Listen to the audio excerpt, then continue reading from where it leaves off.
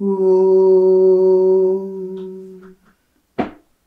Sthapakaya cha dharmasya sarvadharmasvarupine avatara varishtaya Ramakrishnaya te namaha.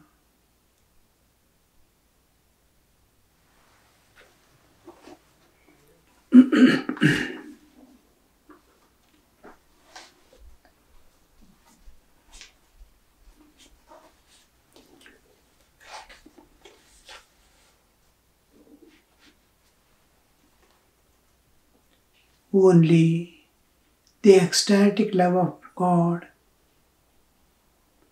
Raga Bhakti, can lead Jiva to attain God.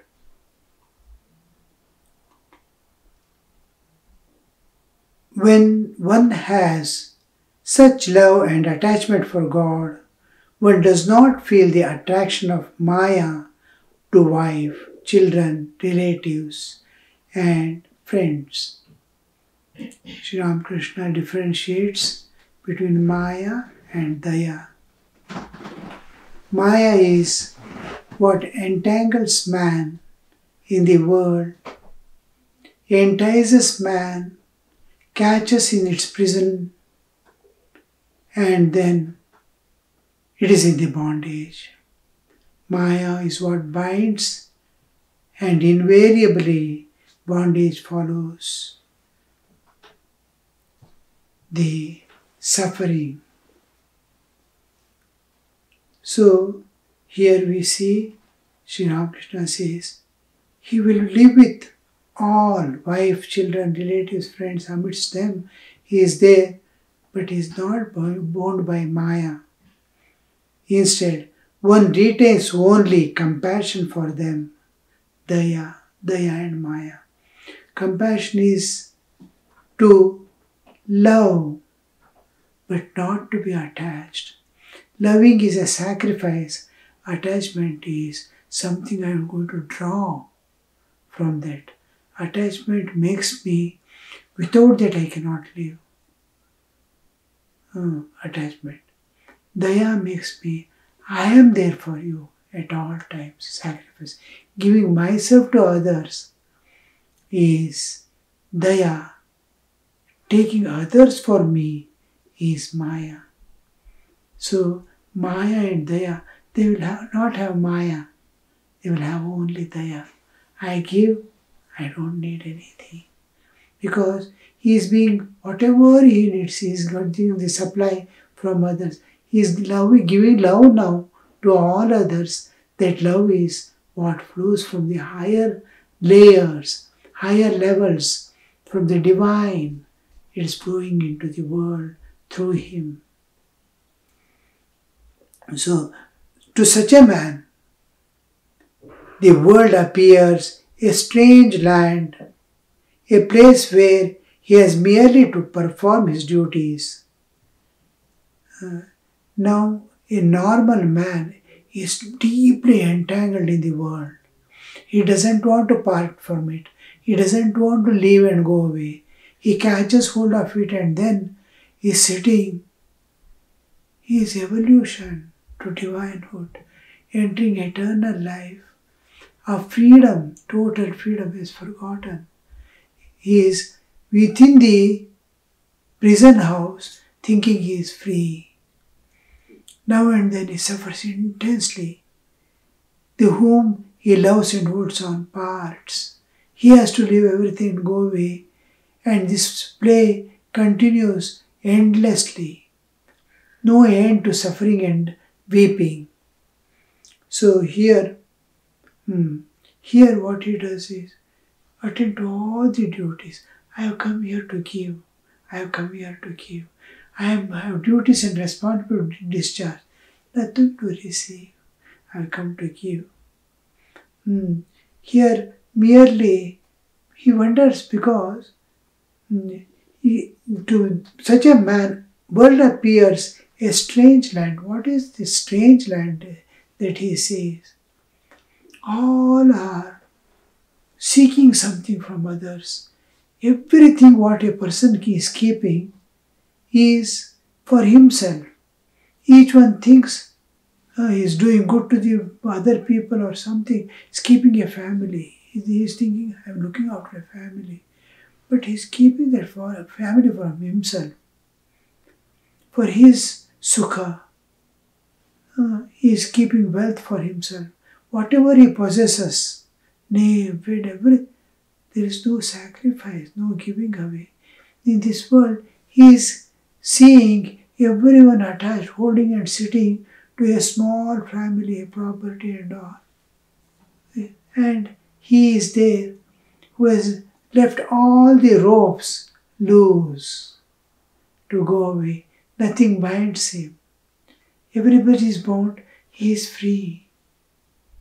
He is free soul, free mind, free inner freedom, contact with the divine is making him see why these people are holding and sitting.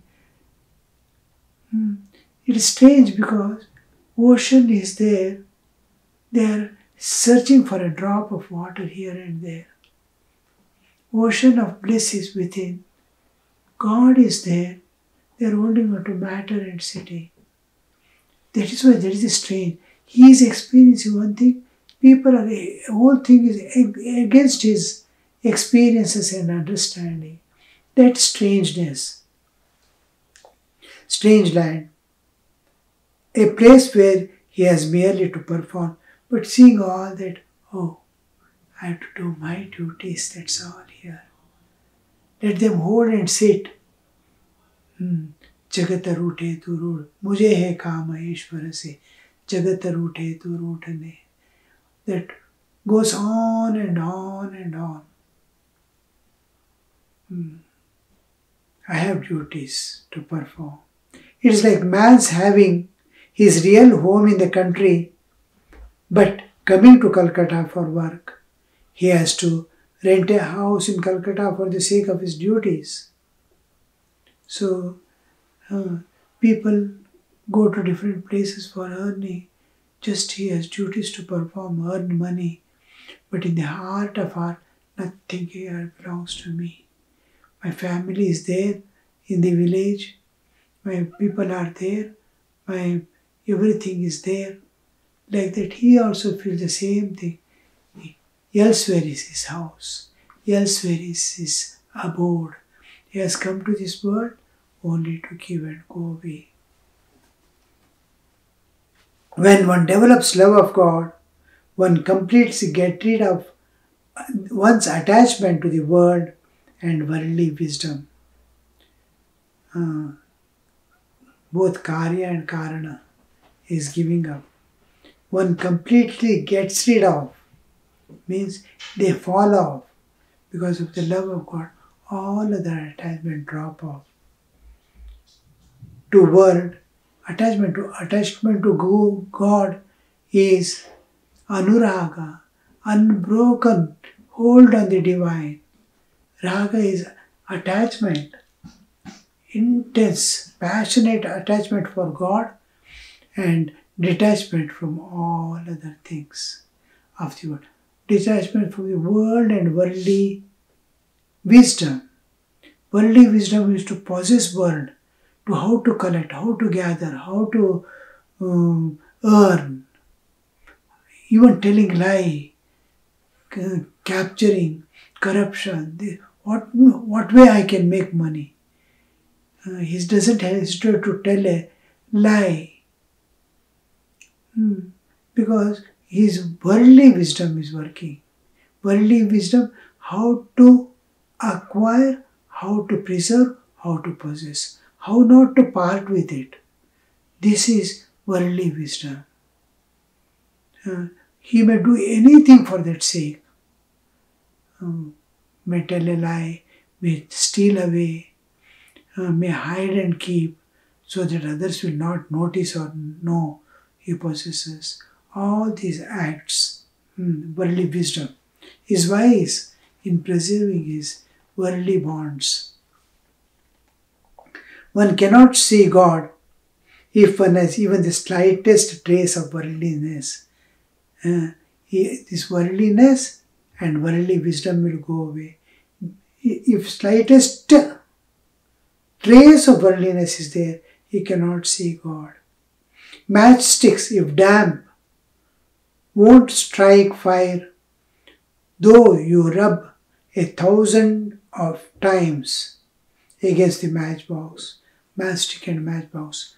If it is damp, not wet, dampness will not be able to strike and catch fire. You only waste a heap of sticks. Normally we see this scene in cold regions, rainy regions, Himalayas and all.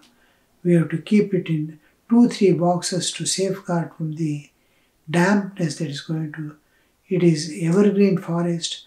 Every tree below it is damp. Once it rains, you'll see inside everywhere, every wall is damp, every cloth is damp.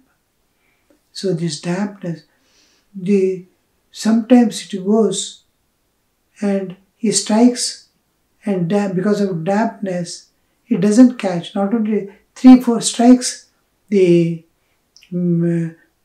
medicine on the top, the phosphorus, that drops off.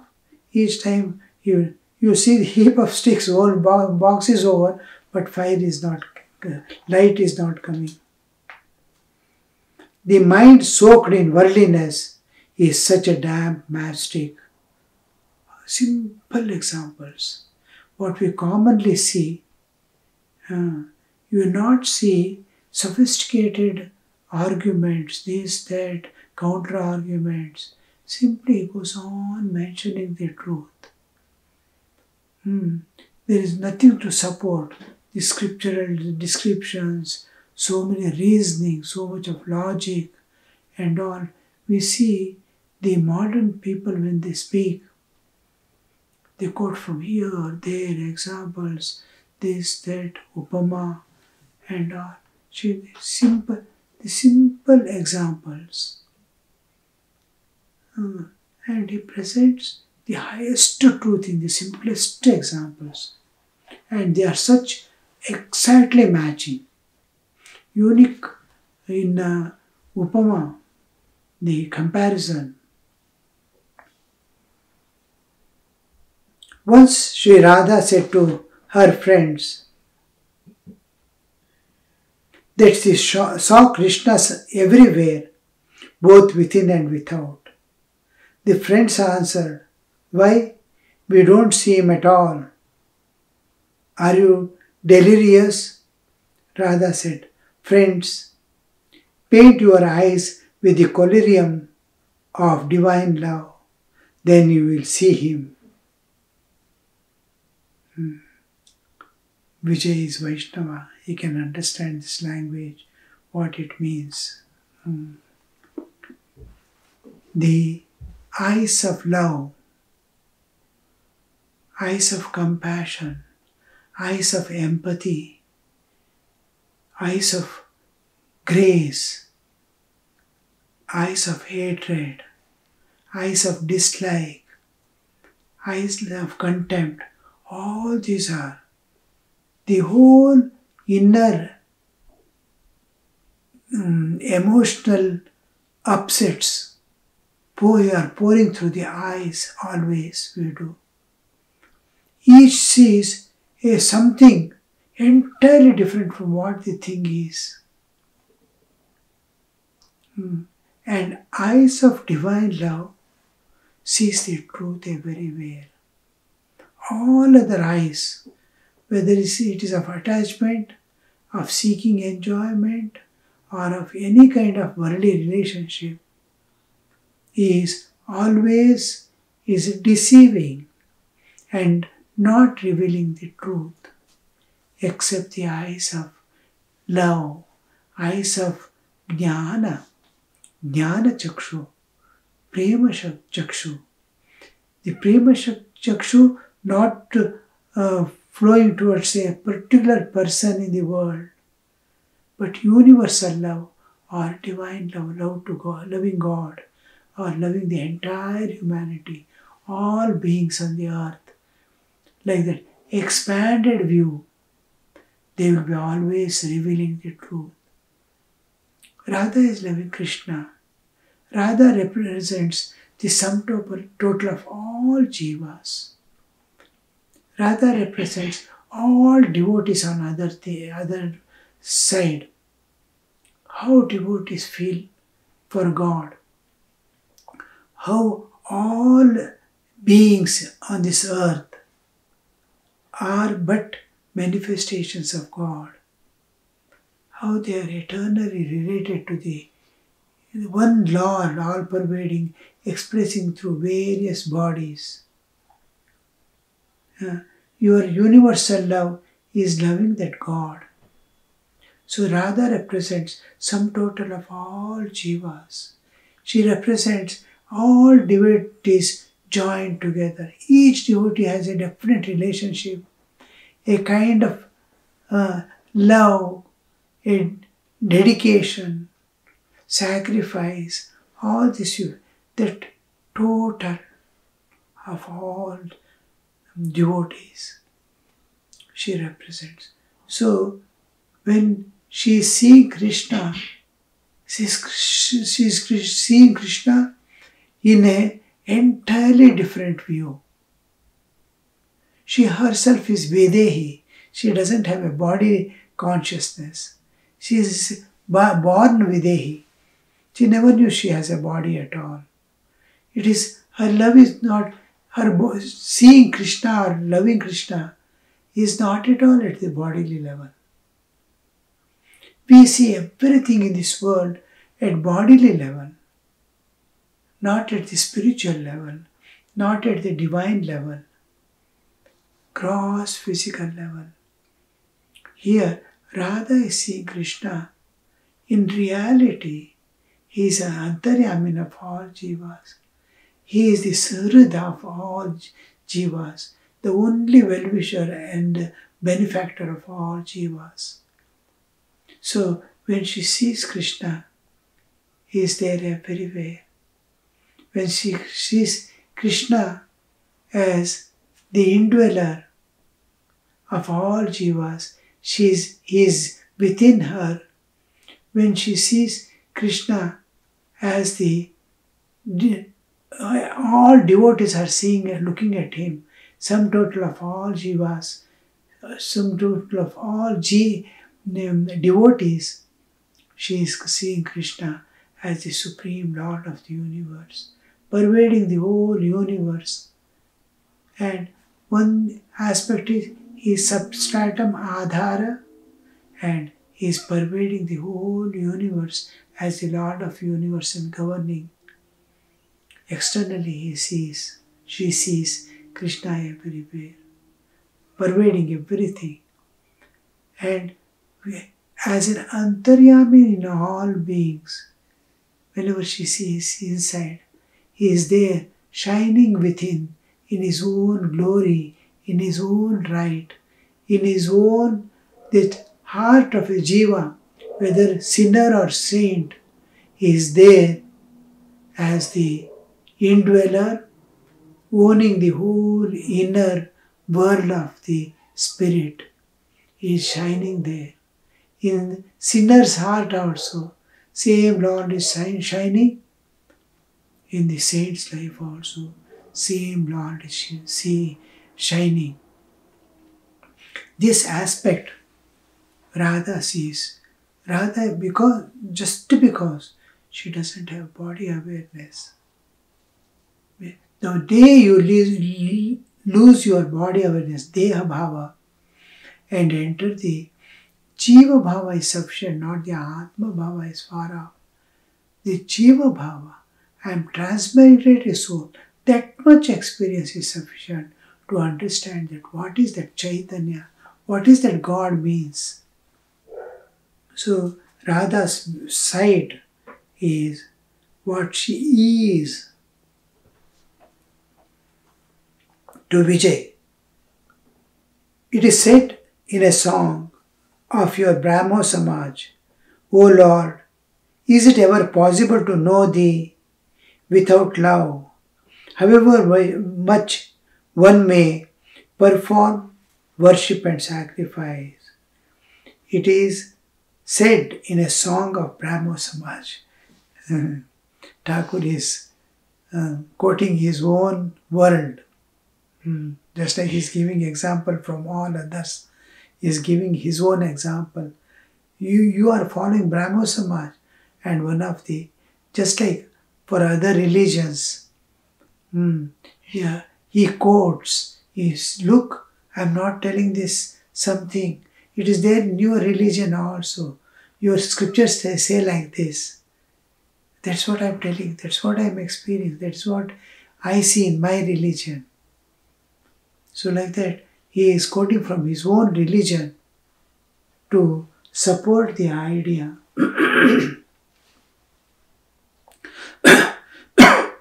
If the devotee but once feels this attachment and ecstatic love for God, this mature devotion and longing, then he sees God in both his aspects, with form and without form. Complete. The God with form and God without form. These are the two aspects with which God can be realized. God with form and without form. Actually, in human being, as a human being with human body, God can be realized in 5 ways. As the transcendental reality, beyond all things, pervading everything, and as the substratum in which the universe appears and disappears with all beings, that eternal unchanging reality, the Brahman, the absolute, as the transcendental reality, as the immanent reality. God alone has become all this. God is immanent in this. Every bit is God itself, except just like a crystal of salt. Every bit is salt only. Every bit is salt. It is not saltish, like excess of salt in a curry. It is saltish. But this lavana ghana, a block of salt, is salt and salt alone. Like that, salt is immanent in it. Immanent aspect. God is immanent, except God nothing is there. In a curry in which excessive salt has been put. Suppose vegetable is there, equal quantity of salt is put. It is extremely salt, as if it is a salt itself. But other than salt, something is there. In salt block, ghana, lavana ghana, except lavana, nothing is there. Like this God is immanent here in this world, means God himself has become everything. Except God, nothing is there in this world. This is immanent aspect of God. God out of himself may manifest this universe. Transcendental and immanent aspect. And the third is God as the Lord, God pervading the whole universe, giving existence to it and governing it, the whole world, through his own power, the nature. So, the Lord of the universe, the controller. So, God as consciousness Chaitanya, he pervades every bit of the existence.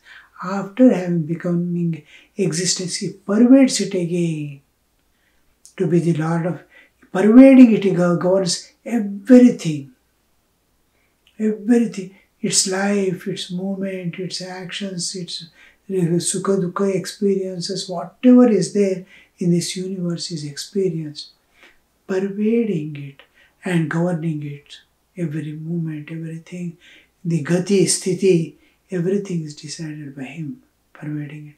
So, he's called Lord of the universe. So, transcendental reality beyond everything, itself as God, immanent aspect, as the Lord of the universe, pervading it, governing it. Then as the Antaryamin, indweller in all beings, God is specially manifest in a living being.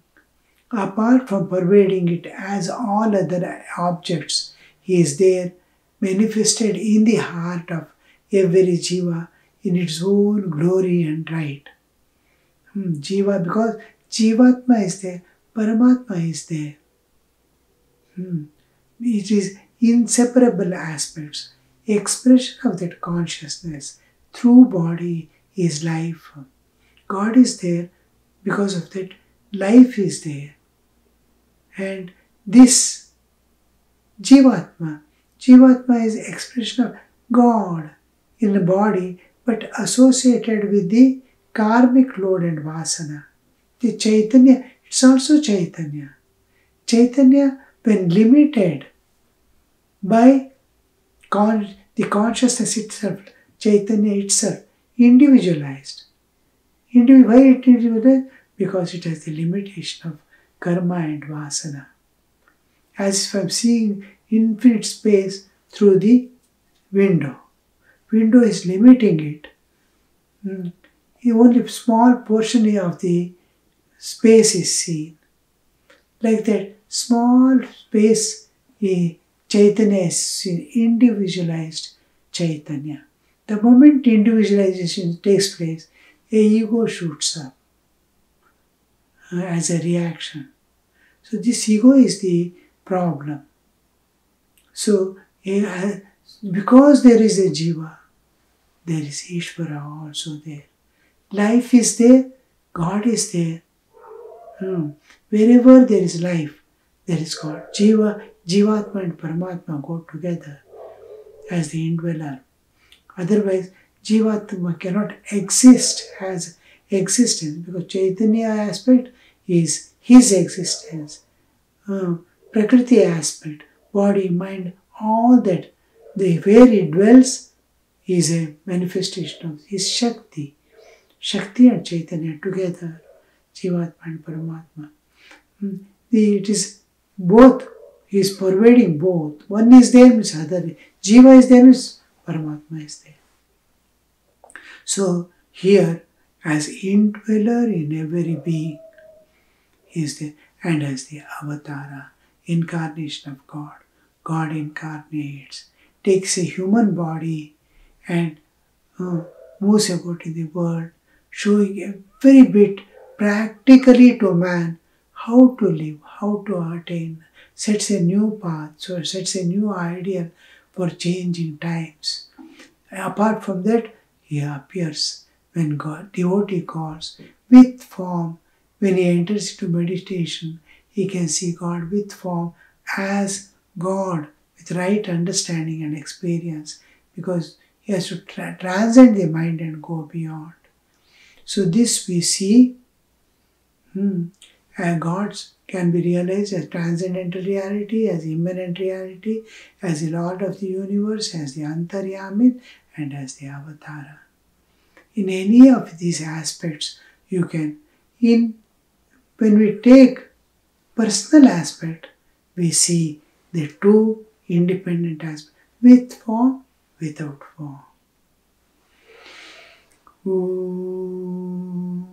Niranjanam nityamanantarupam bhaktanukampa dhrutavigraham vai Ishavattaram parameshamidhyam tam Ramakrishnam shirasa namamaha.